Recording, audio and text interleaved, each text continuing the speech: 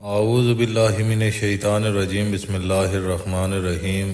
یا اللہ ہمارے دلوں کو ہدایت کی روشنی عطا فرما، ہماری عقلوں کو سچائی کا عرفان عطا فرما اور ہمیں اندھیروں سے نکال کر اپنے نور کی طرف لے آ، آمین یا رب العالمین۔ سامعین مکرم، کیا آپ نے کبھی سوچا ہے کہ ہم کہاں سے آئے، کیوں آئے اور ہمارا اصل گھر کہاں ہے؟ دنیا کے ہر انسان کو کبھی نہ کبھی یہ احساس ضرور ہوتا ہے کہ شاید وہ اس زمین کا نہیں، شاید یہ دنیا اس کی اصل نہیں بلکہ ایک قید خانہ ہے، ایک امتحان گاہ ہے یا پھر کوئی جلاوطنی۔ سامعین، ہماری یادداشت میں کچھ ایسا ضرور ہے جو ہمیں واپس آسمان کی طرف کھینچتا ہے۔ میں ہوں ساجد کشمیری اور آپ دیکھ رہے ہیں کشمیر ٹی وی 008۔ آج ہم بات کریں گے ایک ایسی حیرت انگیز فلسفانہ اور سائنسی حقیقت پر جو آپ کے ہوش اڑا دے گی۔ مرکزی نظریہ ڈاکٹر ایل ایس سلور کی تحقیق۔ سامعین مکرم، امریکہ کی نامور ماہر ماحولیات ڈاکٹر ایل ایس سلور نے اپنی کتاب ہیومنز آر ناٹ فرام ارتھ میں دعویٰ کیا ہے کہ انسان اس زمین کا اصل باشندہ نہیں ہے بلکہ یہ ایک دوسری دنیا سے لایا گیا ہے، ایک مہمان یا شاید ایک مجرم۔ سامعین مکرم، اس کے مطابق انسان کا جسم زمین کی کشش ثقل سے ہمانگ نہیں ہے، انسان سورج کی شعاعیں برداشت نہیں کر سکتا،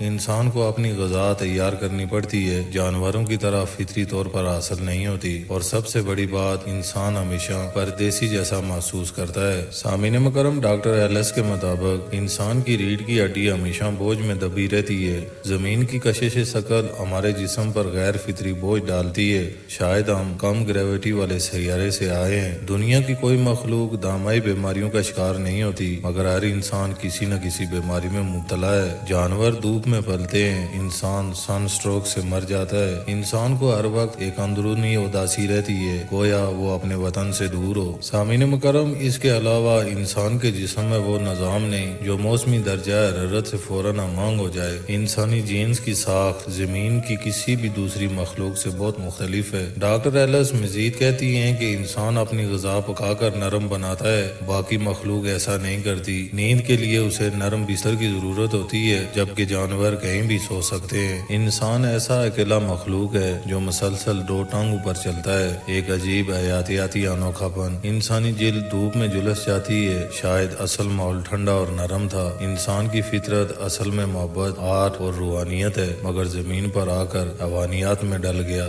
سامعین مکرم، یہ سب پڑھنے اور سننے کے بعد دل چیخ چیخ کر کہتا ہے یہ تو وہی ہے جو قرآن نے کہا۔ سامعین مکرم، قرآن پاک میں حضرت آدم علیہ السلام اور حضرت اماں حوا علیہ السلام کی جنت سے زمین پر اتارے جانے کی داستان موجود ہے۔ ہم نے تمہیں زمین پر اتارا تاکہ تم آزمائے جاؤ، سورہ البقرہ۔ یعنی زمین ہمارا اصل وطن نہیں بلکہ امتحان گاہ ہے۔ یہ تمام سائنسی نکات ارتقاء کی بجائے ایک منصوبہ بندی کا ثبوت ہے۔ سامعین، انسان کوئی بندر سے ترقی یافتہ مخلوق نہیں بلکہ براہ راست پیدا کی گئی تخلیق ہے۔ اس کا ہر عضو، ہر خلیہ، ہر حص بے مثال ہے۔ سامعین، آج مغربی سائنسدان ان رازوں کی طرف بڑھ رہے ہیں جو 1400 سال پہلے قرآن نے بیان کر دیے تھے۔ جہاں سائنس ختم ہوتی ہے وہیں وہی شروع ہوتی ہے۔ آخر میں ایک سوال، اگر انسان واقعی زمین کا نہیں تو پھر کہاں کا ہے؟ جواب صرف ایک ہے، جنت۔ ہمارا اصل وطن، ہمارا کھویا ہوا گھر وہی جنت ہے، ہمیں لوٹ کر وہیں جانا ہے، لیکن اس کے لیے اس زمین پر امتحان دینا ہے۔ یا اللہ ہمیں اس زمین کی آزمائشوں میں کامیاب فرما، ہمیں جنت کا اصل گھر عطا فرما، ہمیں علم دے،